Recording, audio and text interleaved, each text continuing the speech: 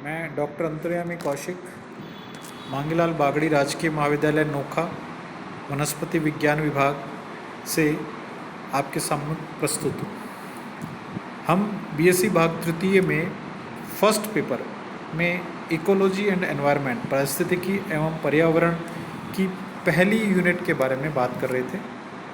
अभी तक हमने इकोलॉजी, उसकी परिभाषा, इकोलॉजी के बारे में उसकी मूल संकल्पनाएं, जो बेसिक कॉन्सेप्ट है जिसके ऊपर उसकी परिभाषा रखी गई, उसके शब्द का मतलब इत्यादि के बारे में बात की। आज हम इकोलॉजी के प्रमुख उप विभागों के बारे में बात करेंगे, जो 3 सिद्धांतों पर या 3 उप विभागों पर आधारित है। इकोलॉजी, जैसा कि हमने बताया, जीव व उनके चारों तरफ उपस्थित पर्यावरण के कारकों का प्रभाव, इनके आपस में स्टडी को हम इकोलॉजी का नाम देते हैं। इकोलॉजी को हमने इसके मूल संकल्पना, बेसिक कॉन्सेप्ट के आधार पर 3 सिद्धांतों पर इसको हमने विभेदित किया है। पहला सिद्धांत है वर्गीकरणात्मक बंधुता, टैक्सोनॉमिक एफिनिटीज।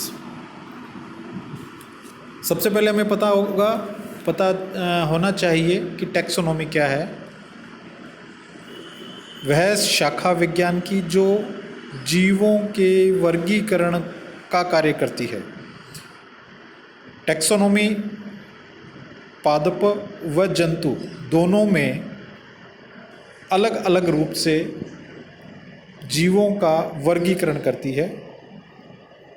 इकोलॉजी पढ़ने के लिए हमें उन जीवों की, जिसमें वनस्पति भी है और जंतु भी हैं, एक दूसरे के साथ उनका संबंध, उनके द्वारा एक दूसरे को प्रभावित किया जाना,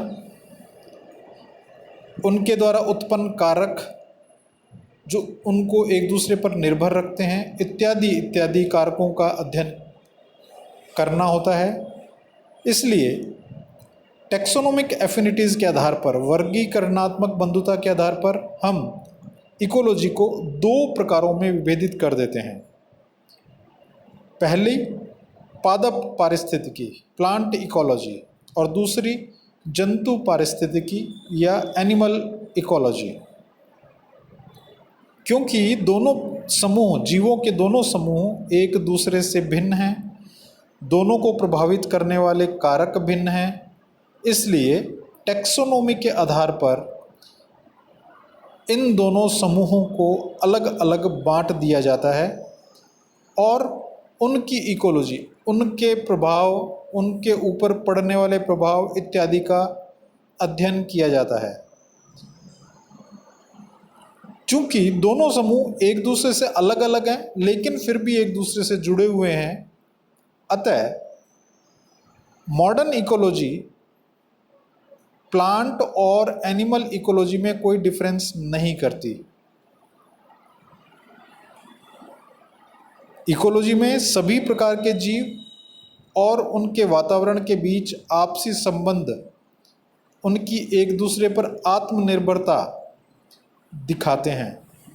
इसलिए जो ट्रेडिशनल इकोलॉजी है, जो पुरानी इकोलॉजी है, उसके आधार पर ये दोनों शाखाएं अलग अलग है, परंतु मॉडर्न इकोलॉजी के आधार पर दोनों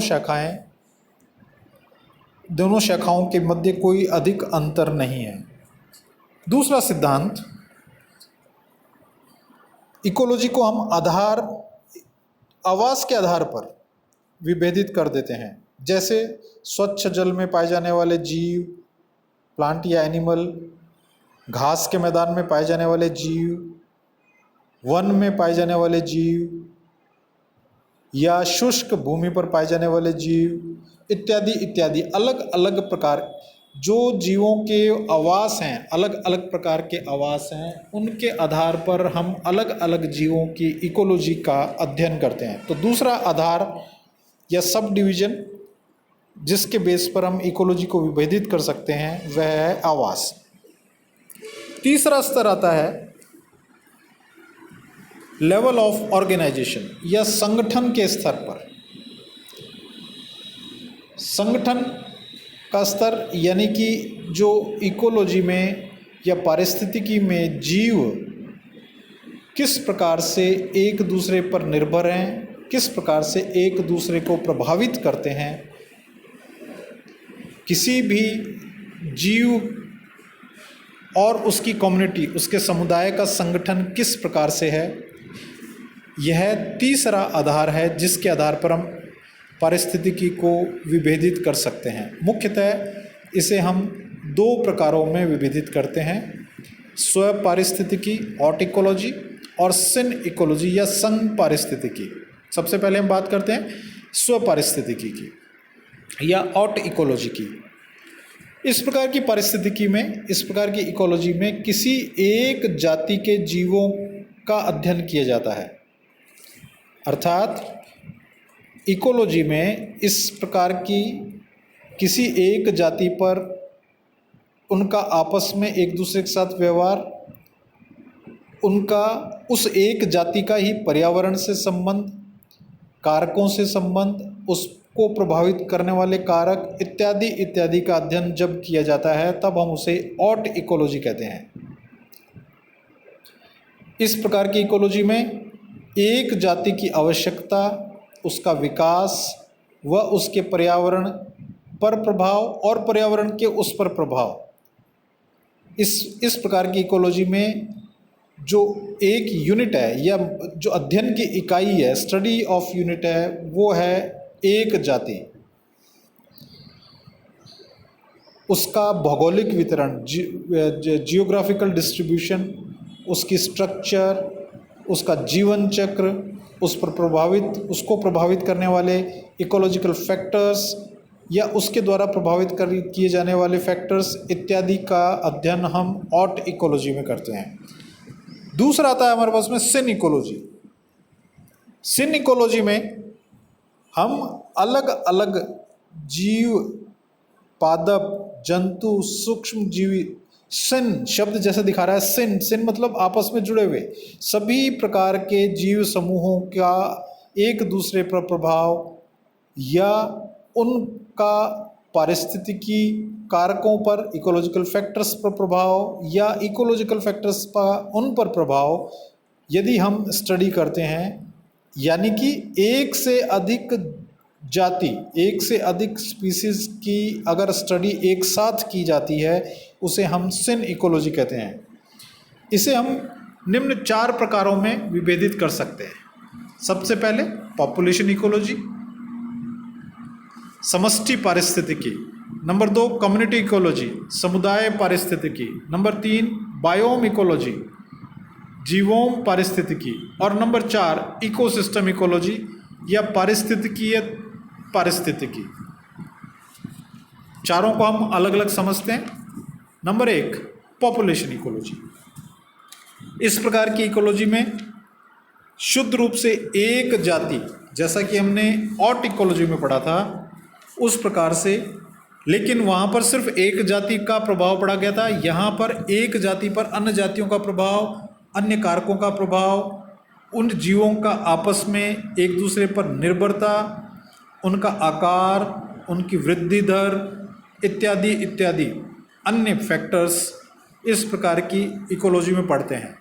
इस चित्र के माध्यम से हम इसको समष्टि पारिस्थितिकी या पॉपुलेशन इकोलॉजी को समझाने की कोशिश करते हैं। जैसा कि इस चित्र में दिखाया जा रहा है, एक प्रजाति के जीव एक दूसरे के साथ मिलकर के रह रहे हैं और एक दूसरे के साथ में इंटरेक्शन, आपसी लेन देन, आपसी व्यवहार कर रहे हैं। इस प्रकार की स्टडी को हम पॉपुलेशन इकोलॉजी, क्योंकि एक ही जाति है इसलिए उसे पॉपुलेशन ए कहा गया और ए पॉपुलेशन की स्टडी को हम पॉपुलेशन इकोलॉजी कह देते हैं। दूसरा आता है हमारे पास में कम्युनिटी इकोलॉजी, समुदाय इकोलॉजी, जहाँ पर एक से अधिक जातियाँ एक दूसरे के साथ मिलकर रह रही हैं और उनको अलग अलग जैविक कारक प्रभावित कर रहे हैं, उसे हम कम्युनिटी इकोलॉजी कहते हैं। कम्युनिटी इकोलॉजी में मुख्य प्रश्न ये हैं कि एक समुदाय दूसरे समुदाय पर किस प्रकार निर्भर है, एक समुदाय दूसरे समुदाय को किस प्रकार से प्रभावित करता है, ये समुदाय एक दूसरे के साथ कैसे पाए जाते हैं, इन समुदायों का एक दूसरे के साथ क्या संबंध है, आपसी संबंध क्या है।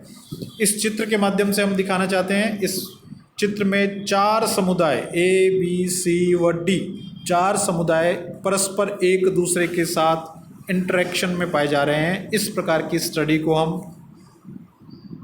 कम्युनिटी इकोलॉजी या समुदाय परिस्थितिकी कहेंगे। अगला आता है हमारे पास में बायोम इकोलॉजी या जीवोम पारिस्थितिकी। प्रकृति में हम और एक से अधिक समुदाय एक दूसरे से जुड़े हुए पाए जाते हैं। समय समय पर ऐसा देखा गया है कि कुछ समुदाय अभी अपनी आरंभिक अवस्था में हैं, प्राइमरी स्टेज में हैं, कुछ समुदाय अभी अपनी मैच्योर स्टेज में हैं, परिपक्व अवस्था में हैं, और कुछ समुदाय नष्ट होने की अवस्था में हैं। अर्थात अलग अलग समय पर अलग अलग समुदाय की विकास दर अलग अलग होती है और उस विकास दर का मूल कारण उस वातावरण में उपस्थित कारक या वे समुदाय एक दूसरे को प्रभावित करते हैं और इन सभी समुदायों को एकत्र रूप से मिलकर हम बायोम कहते हैं। इस चित्र के द्वारा समझाने की कोशिश की गई है। कुछ समुदाय इसमें अपनी आरंभिक अवस्था में हैं, कुछ समुदाय अभी अपनी विकास अवस्था में हैं और कुछ समुदाय अभी अपने परिपक्व अवस्था में हैं और ये सब मिलकर के एक दूसरे पर प्रभाव डाल रहे हैं। इन सब को एकत्र रूप से हम बायोम कहते हैं और इस प्रकार की इकोलॉजी बायोम इकोलॉजी कहलाती है। अगली आती है हमारे पास में लास्ट इकोसिस्टम इकोलॉजी, पारिस्थितिकी इकोलॉजी। इस प्रकार की इकोलॉजी में अभी तक हमने पढ़ा कि समुदाय किस प्रकार से एक दूसरे को प्रभावित कर रहे हैं। इस प्रकार की इकोलॉजी में हम पढ़ेंगे कि सभी समुदाय मिलकर इकोसिस्टम को किस तरह से इफ़ेक्ट कर रहे हैं, प्रभावित कर रहे हैं, या इकोसिस्टम इन समुदायों को किस प्रकार से प्रभावित कर रहा है। इस प्रकार की इकोलॉजी इकोसिस्टम इकोलॉजी कहलाती है। इनके आपसी परस्पर संबंध, इनके आपस में बने सम्मिश्र या कॉम्प्लेक्स या इकोलॉजिकल सिस्टम्स, ये सब मिलकर के समपारिस्थितिकी का अंतिम उदाहरण है। इसे हम सिन इकोलॉजिकल अप्रोच कहते हैं और इस प्रकार इसे हम निम्न चित्र के द्वारा समझाते हैं। इस चित्र में दिखाया गया है कि किस प्रकार से सभी कम्युनिटीज़, समुदाय एक दूसरे के साथ प्रोड्यूसर्स, कंज्यूमर्स, डिकम्पोजर्स एक दूसरे को प्रभावित करते हुए, एक दूसरे के साथ मिलकर कार्य करते हुए इकोसिस्टम के अंदर क्लाइमेटिक इफ़ेक्ट्स या विभिन्न प्रकार के इकोलॉजिकल फैक्टर्स के द्वारा प्रभावित हो रहे हैं। आज के लेक्चर में इतना ही, शेष अगले लेक्चर में।